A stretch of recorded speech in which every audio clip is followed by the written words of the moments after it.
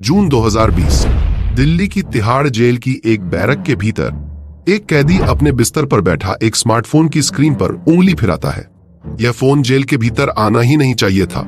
वह एक number dial करता है। दूसरी तरफ फोन उठाने वाली महिला का नाम अदिति सिंह है। वह नहीं जानती कि जिस आदमी से वह बात कर रही है वह उसकी पूरी जिंदगी बदलने वाला है। फिर वह आवाज में गंभीरता भरकर कहता है कि वह केंद्र सरकार के कानून मंत्रालय से बोल रहा है।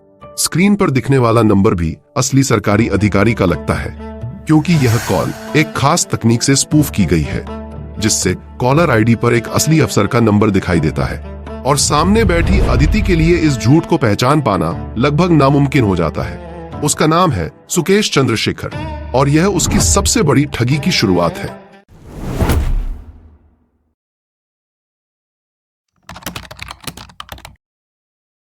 यह कहानी शुरू होती है बहुत पहले बेंगलुरु में।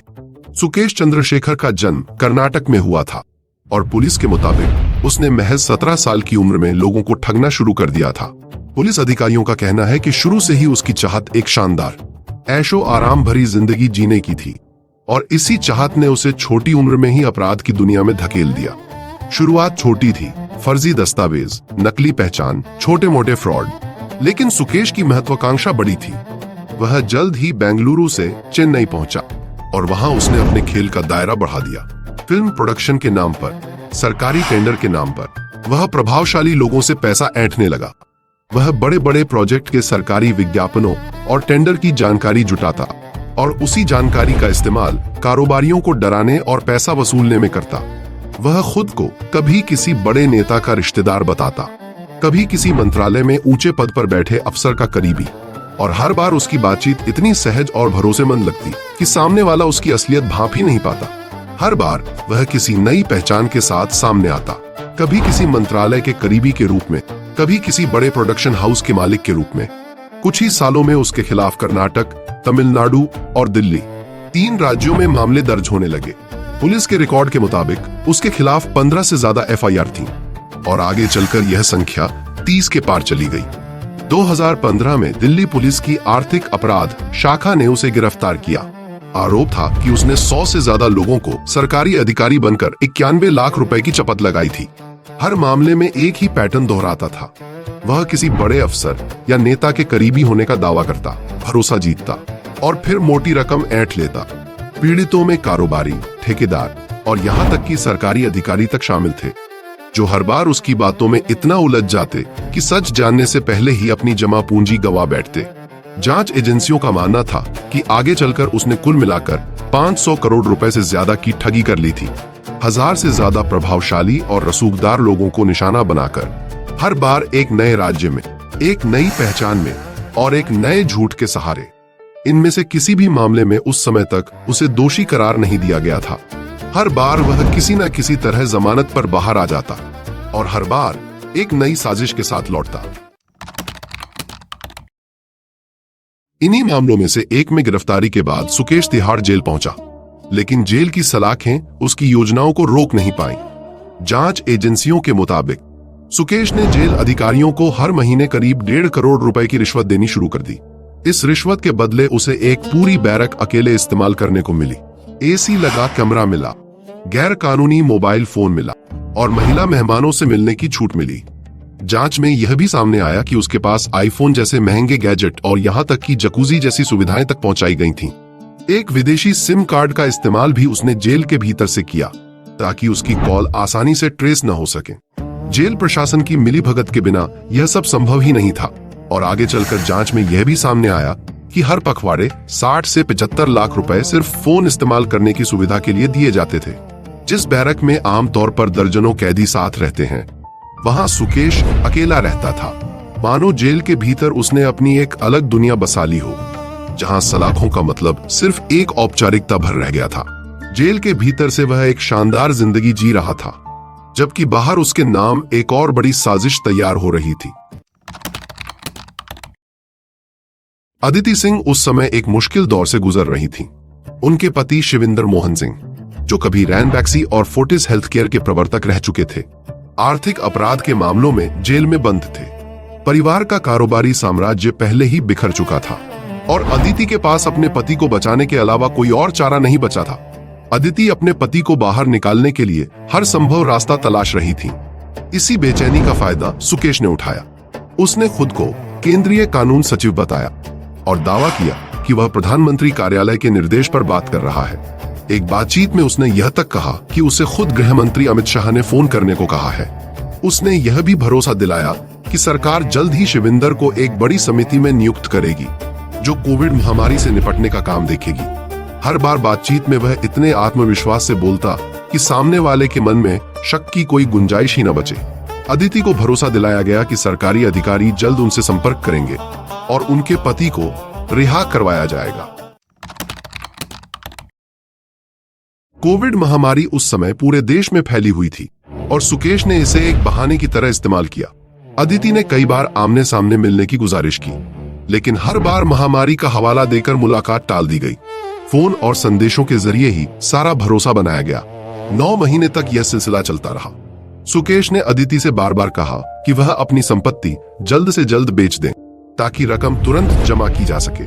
अदिति ने भरोसा किया और एक एक कर अपने संसाधन जुटाने लगी। हर हफ्ते, हर पखवाड़े एक नई मांग आती और हर बार अदिति यही सोचकर पैसा भेजती कि यह आखिरी किस्त होगी। कभी अदालत में पेशी की तारीख टालने के नाम पर पैसा मांगा जाता, कभी किसी अफसर को खुश करने के नाम पर और कभी किसी नई फाइल को आगे बढ़ाने के नाम पर। हर बार कहानी थोड़ी बदल जाती, लेकिन नतीजा एक ही रहता, एक और भारी रकम की मांग। जांच एजेंसियों के मुताबिक अदिति को यह भी बताया गया कि पैसा सीधे नकद में और गुप्त तरीके से पहुंचाना है ताकि किसी को शक न हो, और यही कारण था कि इतनी बड़ी रकम बैंकिंग व्यवस्था के बाहर हाथों हाथ पहुंचाई जाती रही। अप्रैल 2021 तक अदिति सिंह करीब 214 करोड़ रुपए सुकेश और उसके गिरोह को दे चुकी थी। यह रकम एक साथ नहीं, बल्कि करीब 40 अलग अलग किस्तों में दी गई थी और ज्यादातर नकद में। इसी दौरान सुकेश के गिरोह ने शिविंदर के भाई मालविंदर सिंह की पत्नी जापना सिंह को भी निशाना बनाया और उनसे भी करोड़ों रुपए ऐंठे। दोनों परिवारों को एक ही तरीके से फंसाया गया। एक ही झूठे वादे, एक ही सरकारी अफसर होने का दावा, मानो एक ही स्क्रिप्ट को 2 अलग अलग लोगों पर आजमाया जा रहा हो।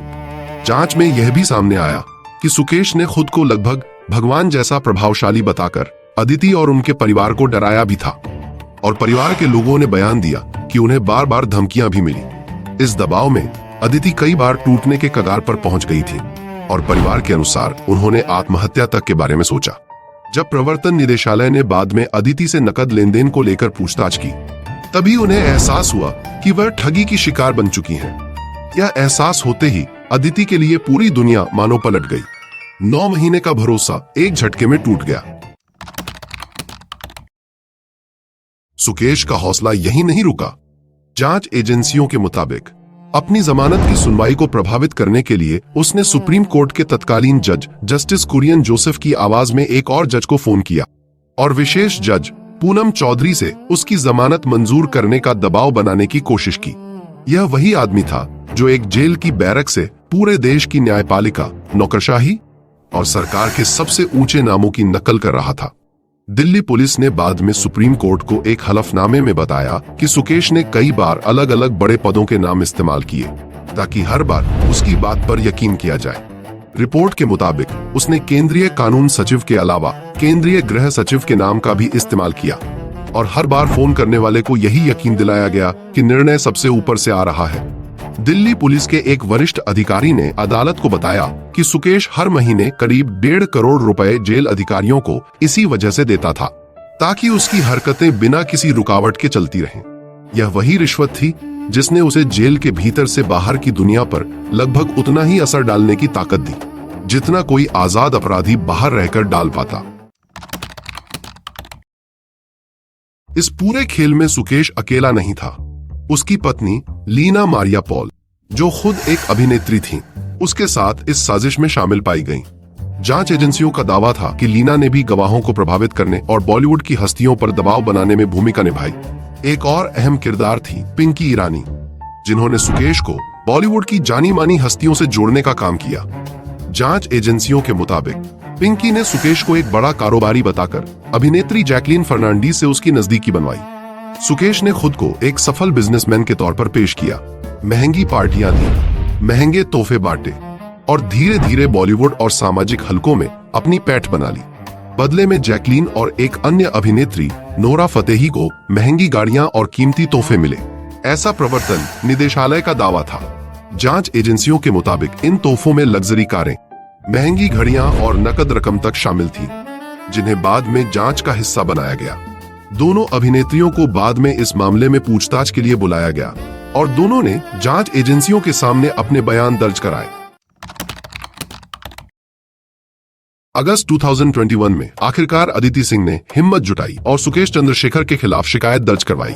प्रवर्तन निदेशालय को पहले ही इस पूरे रैकेट की भनक लग चुकी थी और उसी की सलाह पर अदिति ने औपचारिक शिकायत दी। शिकायत दर्ज होते ही दिल्ली पुलिस की आर्थिक अपराध शाखा और प्रवर्तन निदेशालय दोनों एजेंसियां एक साथ जांच में जुट गईं। दिसंबर 2021 में प्रवर्तन निदेशालय ने पहला आरोप पत्र दाखिल किया, जिसमें सुकेश समेत 8 लोगों के नाम थे। जांच में सामने आया कि सुकेश ने ठगी की रकम को क्रिप्टो करेंसी में भी निवेश किया था, ताकि पैसों का सुराग मिटाया जा सके। छापेमारी के दौरान जांचकर्ताओं को बैंक खातों, शेल कंपनियों और डिजिटल वॉलेट्स का एक जटिल जाल मिला, जिसे सुलझाने में महीनों लगे। हर लेन देन एक नई कड़ी की तरह था और हर कड़ी को खोलने पर एक और छिपा हुआ खाता सामने आता। एजेंसी ने उसकी करीब 120 करोड़ रुपए की संपत्ति जब्त की, जिसमें दिल्ली का एक फार्म हाउस और 26 लग्जरी गाड़ियां शामिल थीं। वही गाड़ियां जो कभी बॉलीवुड सितारों को तोहफे में दी गई थीं। फार्म हाउस पर ताला जड़ दिया गया और गाड़ियों की कतार को एक सरकारी गोदाम में खड़ा कर दिया गया, मानो किसी शानदार जिंदगी का मलबा हो। 2022 में यह मामला और बड़ा होता गया। जैकलीन फर्नांडीज और नोरा फतेही को दिल्ली पुलिस और प्रवर्तन निदेशालय के सामने बार बार पेश होना पड़ा। नोरा फतेही से मंदिर मार्ग स्थित दफ्तर में घंटों पूछताछ की गई और अगस्त 2022 में प्रवर्तन निदेशालय ने जैकलीन फर्नांडीज को भी इस मामले में आरोपी बना दिया। हर बार जब दोनों अभिनेत्रियां पूछताछ के लिए दफ्तर पहुंचती, कैमरों की भीड़ उनके पीछे लग जाती और अगले दिन हर अखबार के पहले पन्ने पर यही खबर होती।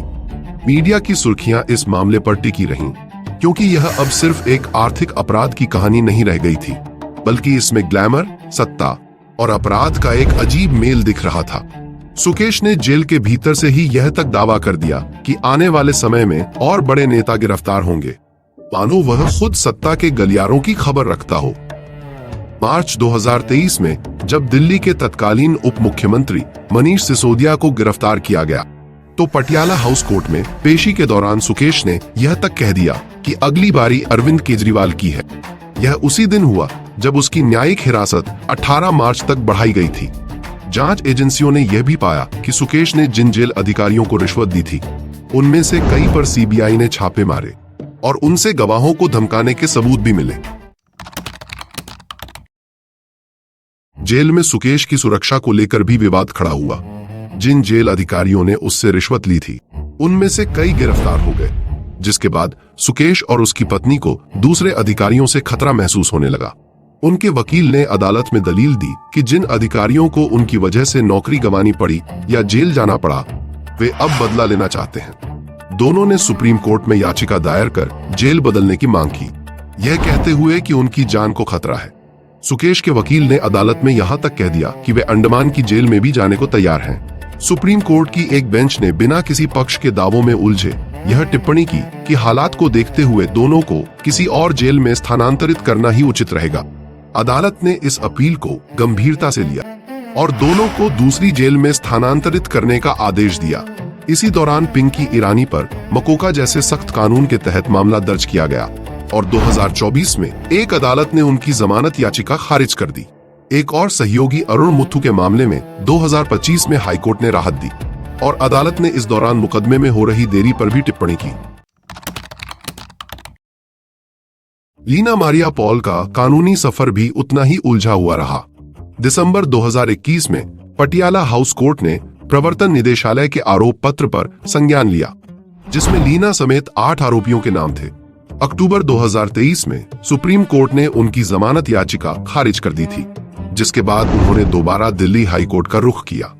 दिसंबर 2024 में हाईकोर्ट ने प्रवर्तन निदेशालय को नोटिस जारी किया और सुप्रीम कोर्ट ने हाई कोर्ट को इस मामले की सुनवाई जल्द पूरी करने का निर्देश भी दिया। आखिरकार मई 2026 में दिल्ली हाई कोर्ट ने मनी लॉन्ड्रिंग के मामले में उन्हें जमानत दे दी, लेकिन मकोका के सख्त मामले में उनकी जमानत याचिका खारिज कर दी गई। दिल्ली पुलिस का कहना था कि लीना इस पूरे रैकेट की एक अहम सूत्रधार रही हैं, जबकि उनके वकीलों का दावा था कि उनकी सुकेश से दूरी बढ़ चुकी है और पारिवारिक कलह के चलते अब पूछताछ की जरूरत नहीं है। दोनों पक्षों की यह बहस आज भी अदालतों में जारी है। सालों तक यह मुकदमा अदालतों में उलझा रहा। सुकेश पर पीएमएलए यानी मनी लॉन्ड्रिंग रोकथाम कानून के तहत मुकदमा चलता रहा, लेकिन ट्रायल की रफ्तार बेहद धीमी रही। इस कानून के तहत जमानत पाना वैसे भी मुश्किल माना जाता है, क्योंकि आरोपी को यह साबित करना होता है कि उसके निर्दोष होने के उचित आधार हैं, और यह भी कि वह भागने का खतरा नहीं है। 2024 में रूज एवेन्यू कोर्ट ने आखिरकार सुकेश को जमानत दे दी, यह कहते हुए कि लंबे समय तक बिना सुनवाई पूरी हुए किसी को जेल में रखना उसके मौलिक अधिकारों का हनन है।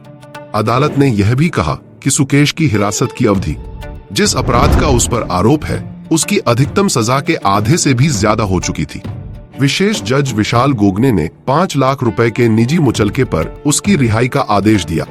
साथ ही सख्त शर्तें भी लगाईं, गवाहों से संपर्क न करने की, पासपोर्ट जमा करने की और यात्रा से पहले अदालत की अनुमति लेने की।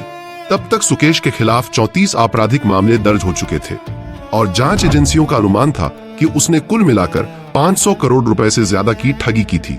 फरवरी 2026 में सुप्रीम कोर्ट ने इस मामले की सुनवाई जल्द पूरी करने का निर्देश भी दिया, लेकिन ट्रायल आज तक शुरू नहीं हो पाया है। बेंगलुरु की गलियों से शुरू हुआ यह सफर तिहाड़ जेल की एक बैरक से चलाए गए 200 करोड़ के रैकेट तक पहुंचा, फिर बॉलीवुड की चमक तक फैला और आखिर में अदालतों की फाइलों में उलझ गया।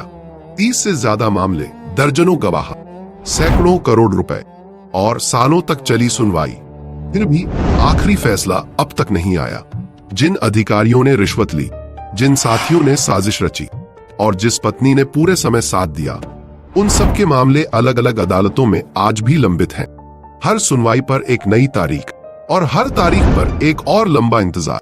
जिस व्यक्ति ने कभी जेल की एक बैरक से देश की न्यायपालिका, नौकरशाही और ग्लैमर की दुनिया तक की नकल कर ली थी, वह आज भी सलाखों के बाहर टहल रहा है, जबकि उसके शिकार बने परिवार अब भी अपने पैसों और अपनी इज्जत की वापसी का इंतजार कर रहे हैं। सुकेश चंद्रशेखर आज भी जमानत पर बाहर है, उसका मुकदमा अब भी अधूरा है,